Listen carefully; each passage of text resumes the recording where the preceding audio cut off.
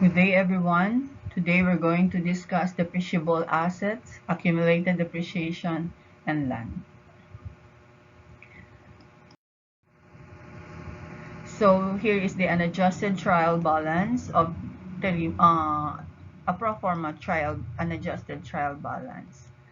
So we're already done with all of these items. We're going to discuss depreciable assets, accumulated depreciation on depreciable assets, and land.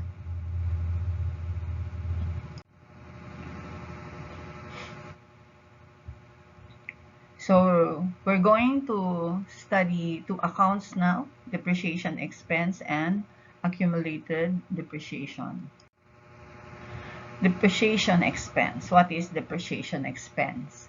Depreciation is a reduction in the value of an asset with the passage of time, due in particular to wear and tear. Wear and tear is a damage that naturally and inevitably occurs as a result of a normal use or aging or obsolescence. In accounting, depreciation is defined as the expensing of the cost of an asset involved in producing revenues throughout its useful life. Depreciation is the gradual charging to expense an, of an asset's cost over its expected useful life. The reason for using depreciation to gradually reduce the recorded cost of a fixed asset is to recognize a portion of the asset's expense at the same time that the business records the revenue that was generated by the fixed asset. If the entire cost of a fixed asset is charged to expense in a single accounting period, but the fixed asset is used to generate revenue for the future periods or years, there would be no proper matching of cost or expense with revenue, and this would be against the generally accepted principle on matching of cost and revenue, because revenues are not being matched with the related expense. Depreciation expense is used in accounting to allocate the cost of a tangible fixed asset over its useful life. In other words, it is the cost of reduction in the value of a fixed asset that occurs over time due to usage, wear and tear, or obsolescence. So the basic journal entry for depreciation is to debit the depreciation expense account, which appear in the income statement, and credit the accumulated depreciation account, which appears in the balance sheet as a contra account to the as a contra account that reduces the amount of the fixed asset it depreciates.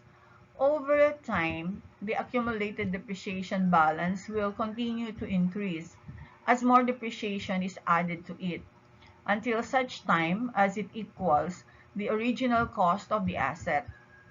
At that time, the recording of any depreciation expense is stopped, since the cost of the asset has now been reduced to zero. Let us look at this illustration. For example, assume that Terimacore calculates that the business fixed assets amounting to 102,000 has uh, has an 850 depreciation expense for the current month of June 2020. The journal entry to record the depreciation expense will be a debit to depreciation expense of 850 and a credit to accumulated depreciation. So here, depreciation expense is debited and the accumulated depreciation account is credited. This goes to the financial statement, the income statement rather, and this goes to the balance sheet. It is a contra asset account. This is a contra revenue account.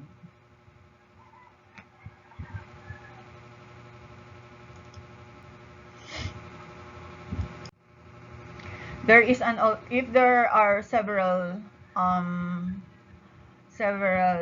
fixed assets to be depreciated, there can the depreciation expense can be presented in total, but the accumulated depreciation should specify which asset is being depreciated. So accumulated for building will be 255, equipment, computer equipment 170, but the total of this can be recorded as depreciation expense in lump sum. There's no need to specify that this depreciation expense pertains to building. After all, this will go in total to the to the income statement. But in balance sheet, it should be presented individually. There are several ways to compute for depreciation expense and different formulas for determining the book value of an asset. The most common depreciation methods include straight line, double declining, balance, units of production, and sum of the years. We'll explain this one by one.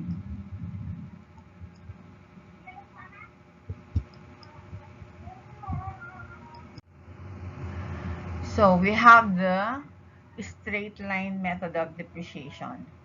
Straight line method is the simplest way to work out the loss of value of an asset over time. Straight line basis is calculated by dividing the difference between an asset's cost and its expected salvage value by the number of years it is expected to be used. So this is the formula. Depreciation expense is equal to cost minus salvage value divided by useful life. So we'll substitute this data. So we have the 40,000 cost, 9,400 salvage value, and 10 years useful life. Let us consider this example. In Tarima Core, consider the building cost, the salvage value, and the estimated useful life. So the computation will be 40 minus 9,400, that becomes 30,600. We're going to divide it not by 10 years because we're presenting it on a monthly basis. So 12 times 10, 12 months times 10 years, that will be 120. So there is a depreciation expense of 255 per month using the straight line method of depreciation. So this is what I was telling. If you have different kinds of asset to depreciate, so this in this illustration, what has been used is the straight line method of depreciation. So let's illustrate the straight line method using 10 years useful life on a yearly basis. So when you use the straight line method of depreciation, this will be the annual depreciation expense. So take note that the depreciation expense is constant. It does not change until the remaining book value of 9,400 is left. In a graphical representation, this would be even if it's equal all throughout the useful life of the asset. Okay, we go to the next, which is the double declining balance method of depreciation. To use the double declining depreciation method, the purchase price of the asset must be determined as well as its useful life, just like in straight line method. To compute for the depreciation expense, first divide 100% by the number of years the asset will be useful. just like in um the but this time it will be uh multiplied by 2 because it is double declining. So divide 100% by the number of years the asset will be useful. This will be the straight line depreciation rate. Then multiply this rate by 2 and this becomes the double declining depreciation rate. So in double declining method of depreciation, it continues until the asset is reduced to its salvage value. The formula for the double declining will be 100%, 100% divided by useful life times 2 times cost of asset. Okay, so let's substitute this with our data. So this is 100%, that is constant. Divide by 120 months because we are expressing our depreciation, or we're stating our depreciation in terms of months. So times 2 to double it, and then times the cost. We have 667 per month using the double declining depreciation method. So this is how we're going to have the annual depreciation expense over 10 years. So on the first year, 8,000. On the second year, 6,400. On the third year, 5,120.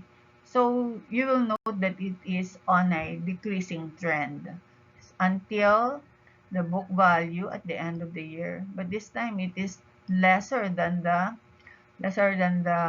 one we have in straight line method. You double this, you have the straight line method.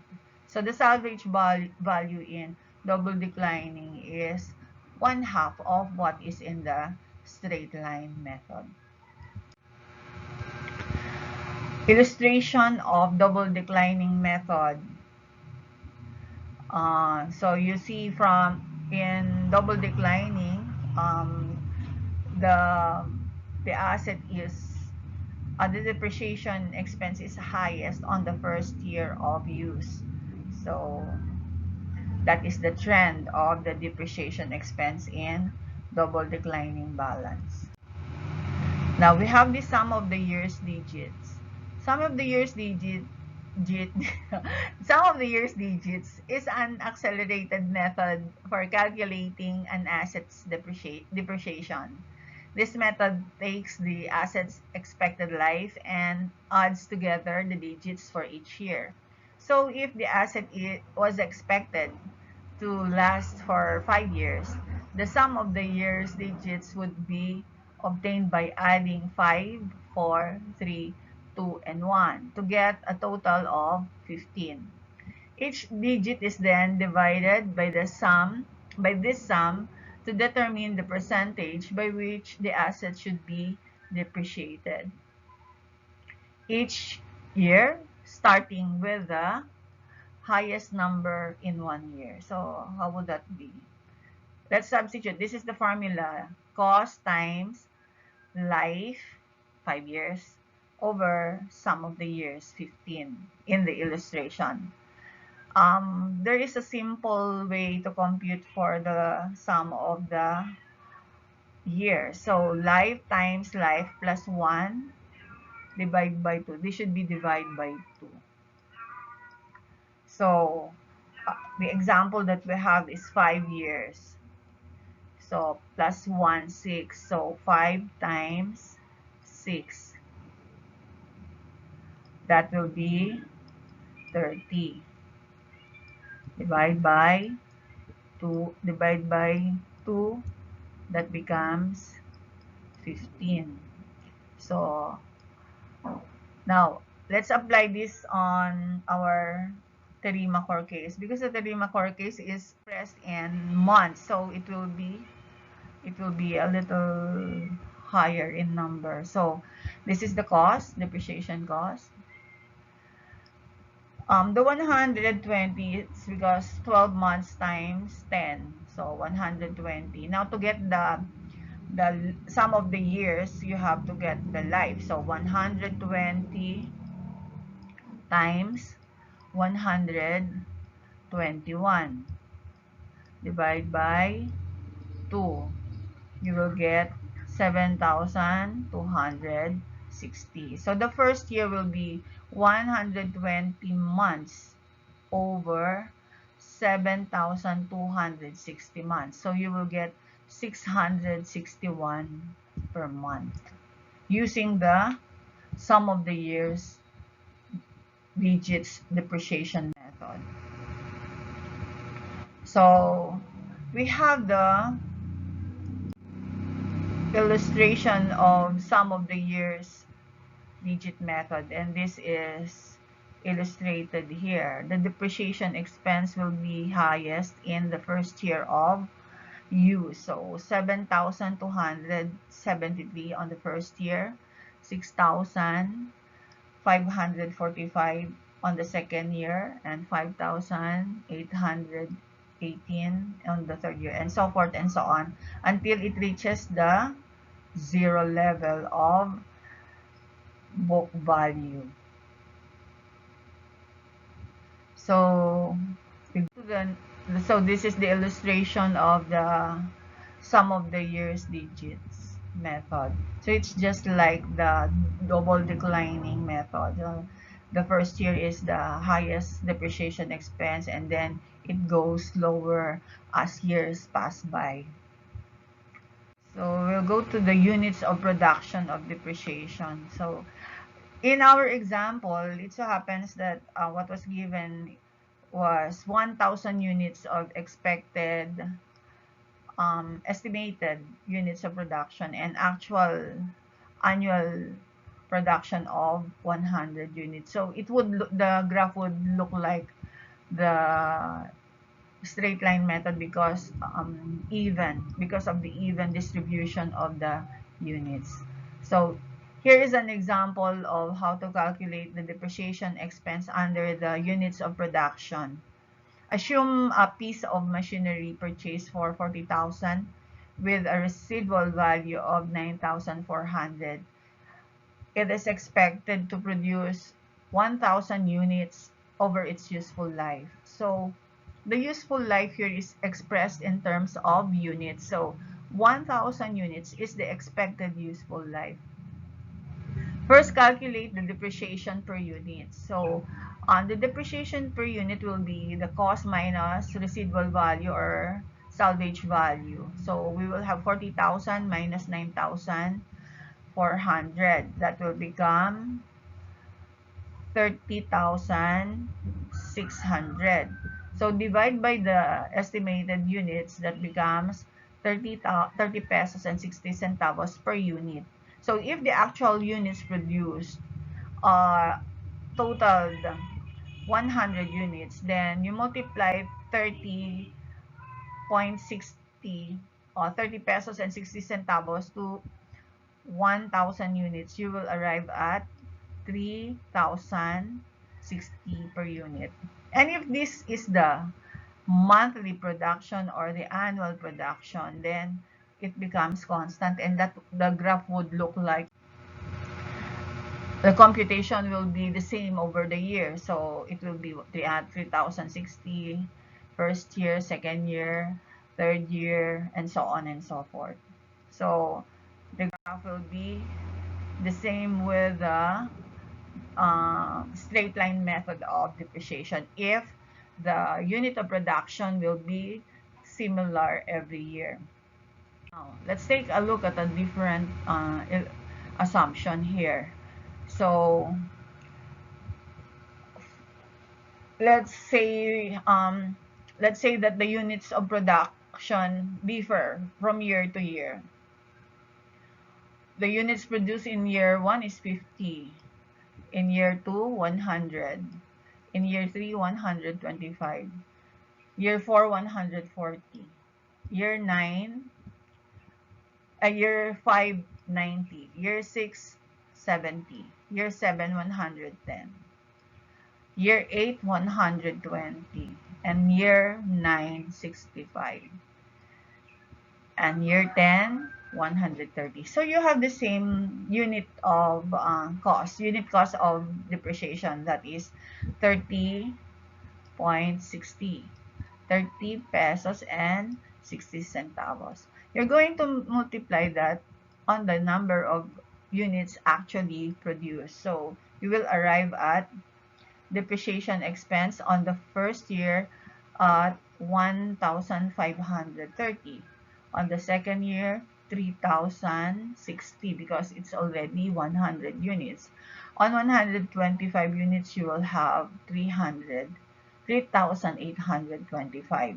On the 140 units, you will have 4,284, so forth and so on. So the illustration through graph, you will notice that the graph is irregular now because the production is irregular also.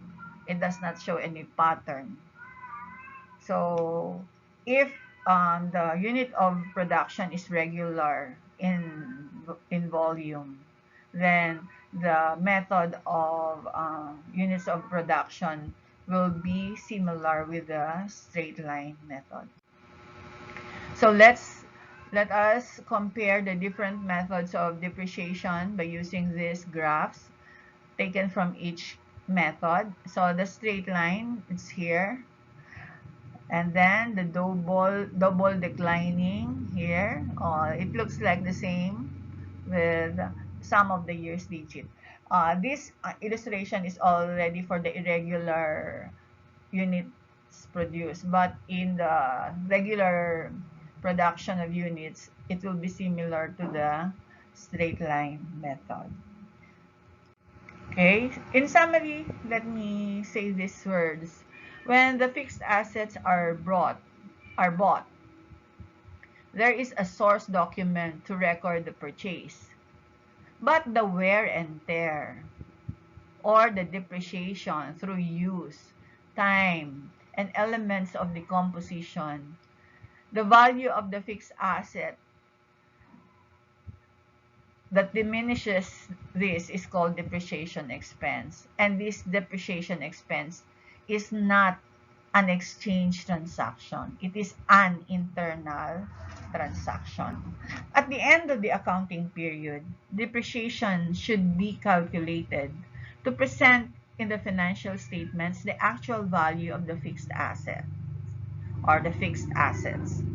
The account used to record the expense is called depreciation expense, which should be part of the income statement. This deduction is in the value of assets is accumulated over the useful life of the assets using the account accumulated depreciation. Accumulated depreciation is the summation of all the depreciation expense computed throughout the years of life of the asset. And this accumulated depreciation is a contra asset account presented in the balance sheet as a deduction from the asset being depreciated, and which depreciation accumulated. So the next item in the unadjusted trial balance will be the land. The question, is land a fixed asset? Yes, it is a fixed asset. But does land depreciate? Let's answer that. Land, also called real property, is the earth on which the company's buildings or facilities are erected or constructed.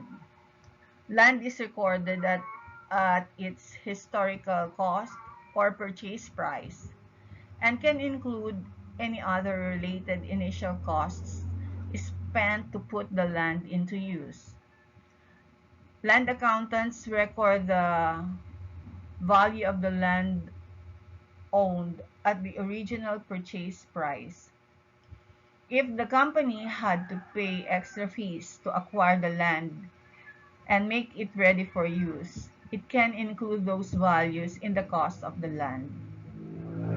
Unlike fixed assets, land does not depreciate, thus, its value never decreases. On the contrary, the value of the land appreciates. But for accounting purposes, we do not recognize any internal transaction on the appreciation in the value of land. So the land does not depreciate, but it appreciates. But we do not record appreciation in value of the land. So there is no internal transaction or adjustments to be recorded in the presentation of the land. Okay, if you we're done with our presentation on the depreciable assets, accumulated depreciation, and land. If you are learning from this presentation, please don't forget to like, share, and hit the subscribe button for the latest updates on this channel. Thank you, and I hope that you will continue to watch more of my videos. God bless, keep safe.